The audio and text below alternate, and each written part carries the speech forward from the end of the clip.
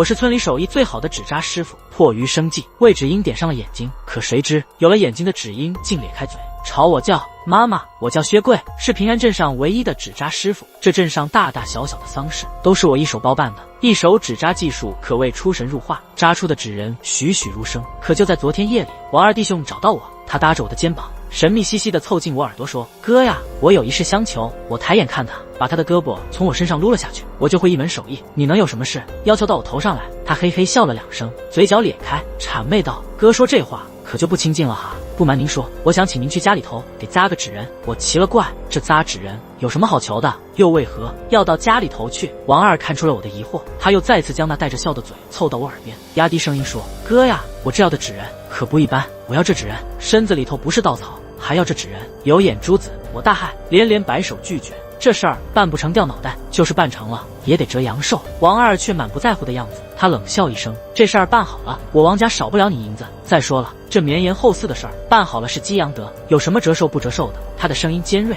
手里拿着一袋铜钱，摇得噼里啪啦直作响，然后啪嗒一声重重摔在我面前的桌子上。他冷哼一声：“这还只是一半的价钱，是我王家给你的定金。薛师傅啊，你就看着办吧。”说罢，他意味深长地看了我一眼，然后头也不回地走了。我犹豫了半晌，看着那袋装的满满的铜钱，口水咽了又咽，最终还是将那袋铜钱牢牢地抓在了手里。王二一家想做的是真正的纸人。何为真正的纸人？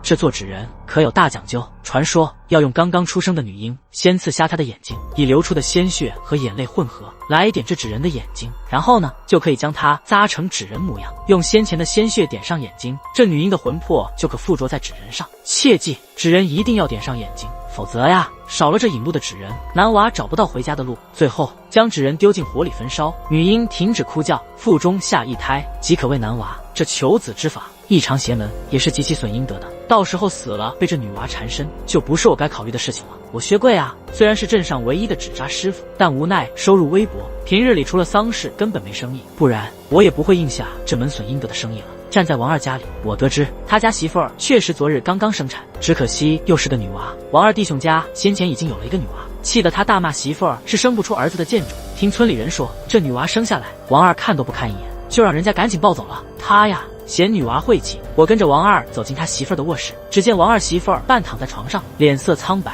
晃动的烛火明明灭灭，照得他脸上半明半暗，毫无血色。我打了个哆嗦，竟是觉得王二媳妇儿的脸色比我扎的纸人还要白些，也不敢再看，只顾低着头。这时王二瞥了自家媳妇儿一眼，嘴里不干不净地嘟囔了几句：“什么贱蹄子，赔钱货。”又转过身来，嬉皮笑脸地跟我说：“薛师傅，咱们开始吧。”我战战兢兢看着王二把那女娃从媳妇儿旁边拎过来，像是拎着一只即将被杀死的羔羊。我假装不经意地看了他媳妇儿一眼，却发现王二媳妇儿一言不发，甚至连挽回孩子的动作都没有。我奇了怪，按理说母亲对自己刚刚生下的孩子总归有点感情，哪可能任由丈夫拿孩子去送死呢？容不得我多想。王二已经把这女娃放在了桌子上，我看那女娃生得白白净净，不哭不闹，一双大眼睛滴溜溜地转，于心不忍地转过头去。王二从抽屉里翻找出媳妇儿织毛线的长针，就这么将泛着银白色光的针尖对准了那女娃黑白分明的眼珠子，直直扎了进去。呜哇一声，女娃稚嫩的嗓音响彻屋内，随后便是撕心裂肺的啼哭声，再是残忍的扑哧一声，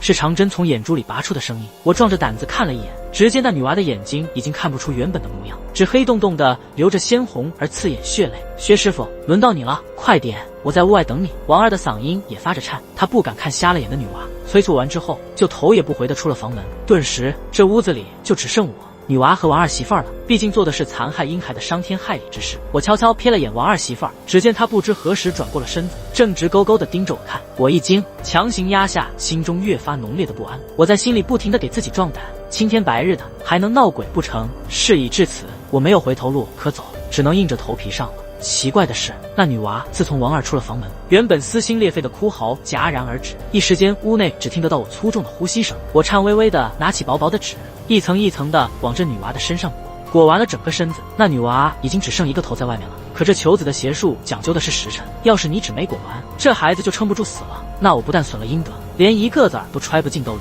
想到这里，我不再犹豫，拿起纸就往女娃头上糊。那女娃眼眶里流出的鲜血浸湿了薄如蝉翼的纸，也染红了原本雪白的纸。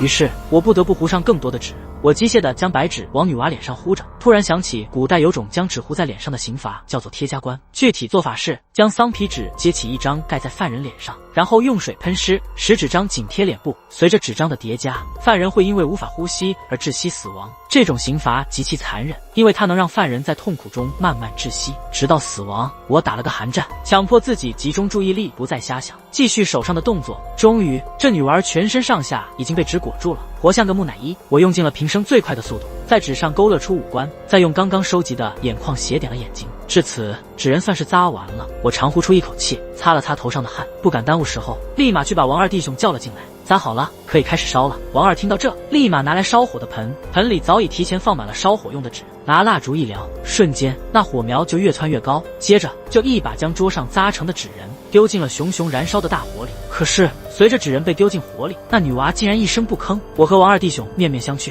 不知道哪里出了差错。终于，王二弟兄按捺不住了，这他娘是怎么回事？不应该说这女娃要叫，难道你扎纸人的时候把她弄死了？我一愣，冤枉啊，兄弟！我薛贵拿自己的手艺担保，绝对没有弄这女娃一下。王二阴沉着脸，一双下三白眼盯着我，冷哼了一声，不知信还是没信。这时变故突发，原本半躺在床上的王二媳妇突然嘶叫起来，我的肚子！我和王二弟兄赶忙上前查看，只见他媳妇儿的肚子竟然像吹皮球似的越鼓越大，短短几息间已经撑破了衣裳，肚子上还有许多诡异的黑色纹，就好像肚子里的孩子忍不住要出来了一样。我的肚子好疼啊，好疼！王二媳妇儿大张着嘴巴，急促地呼吸着，嘶叫着说肚子疼得受不了，像是要裂开了。我急急地说，我马上去找接生婆。说着就要往外走，王二弟兄却一把拽住了我，不行，这损了阴德的事不能被旁人知道，你沾了因果。咱俩现在是一条船上的蚂蚱，要是被旁人知道，我王家在村里还抬不抬得起头？我看着王二弟兄被火光映照的脸，一半被照亮，一半埋没在阴影里，竟是生生被他唬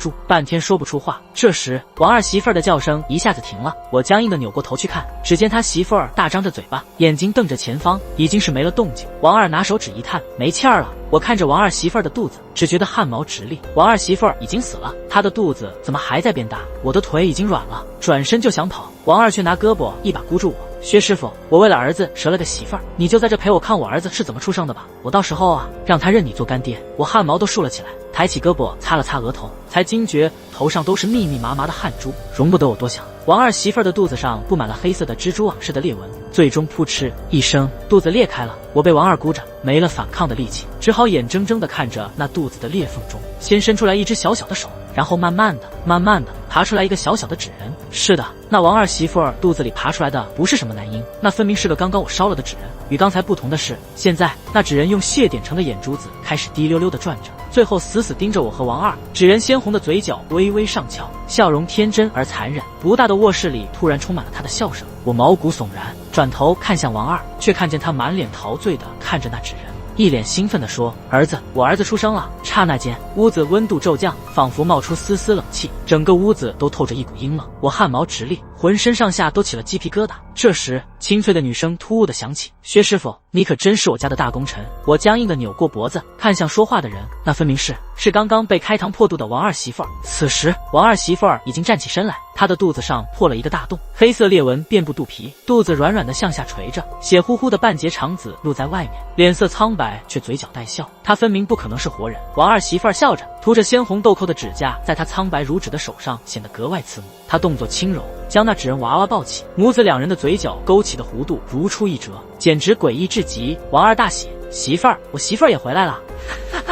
耳边充斥着王二癫狂的大笑声，我再也受不了这诡异的气氛和渗人的阴冷，扭头就想跑。我刚背过身，可王二却是一瞬间没了声音。我心头一颤，压抑住内心的恐惧，微微扭头，只见王二媳妇儿纤细的手指已经狠狠扎进了王二的脖子里，胳膊向上抬，竟是生生一只胳膊将王二举了起来。我甚至能看见王二瞪大着眼睛，眼底充满不可置信，他的脸上甚至还有着刚刚的喜悦之情。我警铃大作，甚至能预见到下一个就是我。趁着王二媳妇儿的注意力还在王二身上，我夺门而出，强烈的生存欲望催我狂奔。我薛贵这副身子骨从来没有跑得那么快过，直到跑出了离王两家2里地，我才回过神来。温暖的阳光照在我身上，我抬头眯着眼睛看太阳，才发觉自己活下来了。可是我能感觉到骨子里的阴冷感挥之不去，我内心始终不安，只觉得一把镰刀高高悬在头顶，不知道什么时候就会落下来。思来想去，我家也不敢回，慢慢踱步去了村上的阴阳先生家里拜访。这村里的阴阳先生啊，从来都是昼伏夜出，那是个脸上遍布皱纹的老人，沉默寡言，常年拄着拐杖走路，开口说话的嗓音像是破锣嗓子，嘶哑难听。可是这个阴阳先生却偏偏得了村里人的敬仰，每年农历7月半也被称作鬼节，村里德高望重的老人都会请这位阴阳先生做法，据说能保卫家宅安宁。我战战兢兢敲响了阴阳先生破破烂烂的木门，先生在吗？我有急事儿。我扯着嗓子喊了好几声，屋内传来嘟嘟嘟的沉重的拐杖声，面前这扇老旧的木门才终于吱呀一声打开了一条缝。什么事？老先生面色阴沉，只露出半张脸来，浑浊的眼睛却上上下下仔细打量着我。我不敢隐瞒，生怕下一秒王二媳妇儿就夺门而出杀了我，急忙将我和王二做的烟杂事儿和盘托出。老先生听完，波澜不惊的脸上出现一丝久违的凝重，他把门打开，进来坐吧。我连忙道谢，跟着老先生进了屋，才发觉这屋子外头看着破败，里头生着火，却是温暖如春。我坐下来烤火，任由温暖的火焰驱赶走骨子里的阴冷，才终于像是活了过来。阴阳先生拿起桌上豁了口的茶杯，喝了口茶，才慢悠悠地说道：“这王二媳妇儿和她的孩子已成一对阴间子母，怨气冲天，你沾染了因果，他们不会放过你的。现在尚且是白天，王二媳妇儿母女出不了屋子，到了晚上，可就是他们的天下，也就是你薛贵的死期。”我一惊，立马给老先生跪下，重重磕了几个头，还请老先生指明一条生路。阴阳先生仍然是一副不急不慌的样子，他说：“你为了钱财利欲熏心，可到底王二才是始作俑者，老夫自然会救你。”我大喜，可下一秒，老先生却弯下腰来和我对视。我看见他浑浊的眼睛里布满了红血丝，他用嘶哑至极的嗓音说：“沾了因果，只有一种方法，你只要破掉因果，便可平安。你既然做了那女婴的纸人，那便是她的母亲，只要取代王二媳妇儿，鬼婴便可为你所用，平不平安还不是你说了算。”阴阳先生阴恻恻一笑，就在我耳边慢慢道来这生存之法。我大骇，这生存之道，在我一个不懂藏的外人听来都异常邪门。可事已至此，我薛贵已经别无选择。我和老先生道完谢，便急匆匆往家里赶，所以当然也注意不到。阴阳先生嘴角一抹恶毒的笑意转瞬即逝。按照阴阳先生之法，我回想起王二媳妇儿的模样，以我生平最快的速度开始扎王二媳妇儿的纸人。慢慢的，纸人开始成型，我用心细细雕琢出王二媳妇儿的眉眼，惨白的纸与她的脸色简直如出一辙。按照老先生的说法，要在纸人内部放上我的贴身衣物，越多越好，然后再用鲜血给纸人点睛，纸人就算是做好了。值得注意的是，这鲜血最好要用舌尖写，舌尖血至纯至阳，不仅能压下纸人身上的阴气，身上有关我的气味也更浓郁。用这样的法子做出的纸人，外表是王二媳妇儿，身上却全是我的气息，鬼婴就会误以为我是他的母亲，从而对我有利，甚至为我所用。所以呢，这纸人扎得越像王二媳妇儿，我成功的可能性也就越高。想到此处，我深吸一口气儿，用尽浑身解数雕琢纸人的五官。不多时，一个神似王二媳妇儿的纸人便完成了。我拿着平日常穿的衣物往纸人肚子里塞，然后再牢牢封上，最后咬破舌尖，以致纯舌尖血给纸人点上了眼睛。至此，纸人才算是做好了。在我给纸人点好眼睛的一瞬间，变故突生，纸人血红的眼珠子开始滴溜溜地转了起来。我毛骨悚然，小心翼翼地观望着，却发现纸人好像并没有伤害我的意图。我胆战心惊地在家中等待夜幕降临。这时，门口突然响起了敲门声，阴阳先生破锣嗓子般的声音响起：“薛贵啊，我来看看你。”原来是老先生，我松了口气，眼角余光却瞥见外头太阳已经落山，只留浅淡的余晖。夜马上要来临了。门外阴阳先生的声音再次响起：“薛贵啊，快开门呐！”我一愣，一丝违背感爬上我的心头。外头这么安静，我怎么没听到老先生走路时那么重的拐杖声？我毛骨悚然，转头去看纸人，却发现纸人的眼珠子转得更快了，越转越快，越转越快，仿佛有什么潜在的危险正在靠近。这时，门外的声音又再次响起了：“薛师傅，薛师傅！”门外嘶哑的老先生的嗓音一瞬间变得尖锐刺耳，震得我耳膜发痛，仿佛意识到我已经识破骗局，所以不屑于伪装。门外的声音十分熟悉，这分明就是王二媳妇儿的声音。我立刻起身，拿衣柜堵住了门，瘫坐在椅子上，心有余悸地朝门口看去。可这时，王二媳妇儿的声音却从另一个方向响起：“嘻嘻嘻，嘻嘻嘻！”尖锐的笑声刺激得我的脑袋直痛，我汗毛直立，睁大眼睛朝着声音发出的地方看去。玻璃窗外立着的，赫然就是抱着鬼婴一袭红衣的王二媳妇儿。她立在窗外，红唇诡异的勾起，再勾起，裂开，最后因为嘴角勾起的弧度太大，竟是生生裂开了。鲜红的血自裂开的嘴角缓缓流下，我不停地吞着口水，恍惚间仿佛看到了自己的死期。窗外的最后一丝残留的日光缓缓暗沉，消失，令人恐惧的夜终于降临了。我盯着窗外的王二媳妇儿不敢动，生怕一个不留神小命就没了。屋内寂静，却突然传来轻微的摩擦声，我心跳如擂鼓，鼓起勇气余光看了一眼，这一看竟然是我家的纸人活了过来。他不甚熟练地活动着身躯，正慢慢地朝窗户边走。最终那纸人与王二媳妇儿隔着透明的窗户对视，我躲在纸人身后，不知该作何反应。这时王二媳妇儿怀中抱着的纸婴却是一改在他怀里安分的样子，开始疯狂地挣扎起来。王二媳妇儿险些按不住他，阴恻恻地盯着纸人与他别无二致的脸庞。纸婴挣扎的幅度越来越大，最后开始砰砰砰的一下一下大力撞击着窗户。那纸婴嘻嘻笑个不停，血红无神的眼睛直直看着我家的王二媳妇儿模样的纸人，鲜红的嘴唇蠕动着。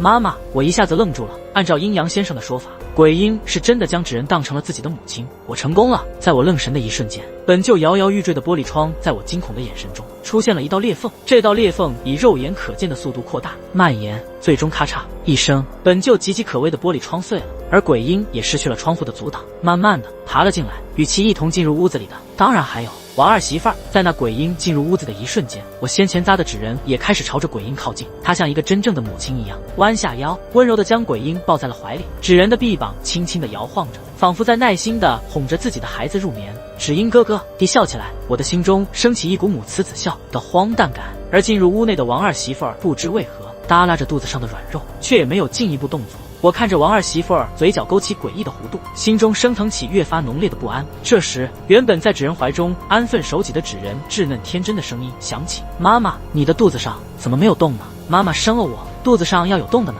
我看见纸人僵硬着嘴角，却没有回答。鬼婴依旧在咯咯笑着，笑声清脆，却令我头皮发麻。你们都是我的妈妈呢？在鬼婴嗓音落下的一瞬间，变故突生，我和纸人的肚子竟像当初的王二媳妇儿一样，开始慢慢变大。我惊恐地看着自己的肚子慢慢鼓起来，肚子上开始出现黑的蜘蛛网似的裂纹，整个人吓得瘫坐在地上。我哭嚎着，我错了，我再也不敢了，我把钱还给你，求求你放过我呀！我一把鼻涕一把泪，哭得简直像要断气。我跪了下来，砰砰砰给王二媳妇儿磕着响头，小命都快没了。我薛贵要这脸面还有什么用？听了我这一席话，鬼婴却是又嘻嘻嘻笑了起来。都是我的妈妈，当然要都生下我呀！天真无邪的嗓音阐述着残忍的事实，我心如死灰，只觉得今天差不多要命丧于此了。我的肚子越来越大，肚皮撑起宛如怀胎10月，我甚至能感觉到肚子里有东西在动。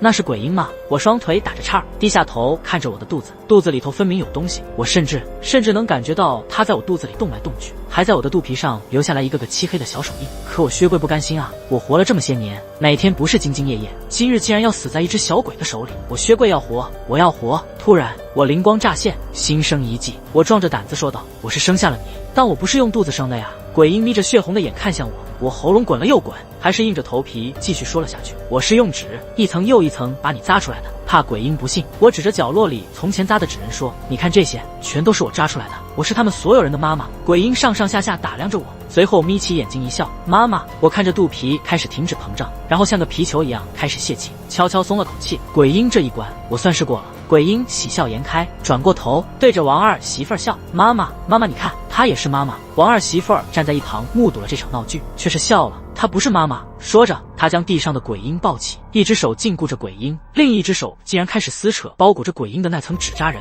鬼婴尖利的叫声响起，好痛，妈妈，我好痛！王二媳妇儿却置若罔闻，手上的动作越来越快，最后将鬼婴外包裹着的纸扎人撕烂了。而我也终于见到了鬼婴的样子，那是一团不能称之为婴孩的东西，确切来说，那只是一团蠕动着的肉球。人类的五官在肉球上打乱着随意分布，不是五官，那个肉球上只有一双眼睛和一个嘴巴，眼睛一上一下，眼球里充斥着红血丝，嘴巴就跟纸扎人的嘴巴如出一辙，鲜艳欲滴。那肉球的身上布满了恶心的粘液，粘稠而透明，正不断地往地上滴着，留下粘湿的痕迹。那滴下的粘液散发着一股恶臭的味道，仿佛尸体高度腐烂后散发出的尸臭味。我难以置信地看着那团蠕动着的肉球，无法想象王两家的女娃已经变成了这副非人的模样。王二媳妇儿看着面如土色的我，嘴角的笑容扩大：孩子，你看，她不是你的妈妈。怀中的肉球像蛆虫一般不停地咕涌着，鲜红的嘴唇喃喃道：她不是我妈妈，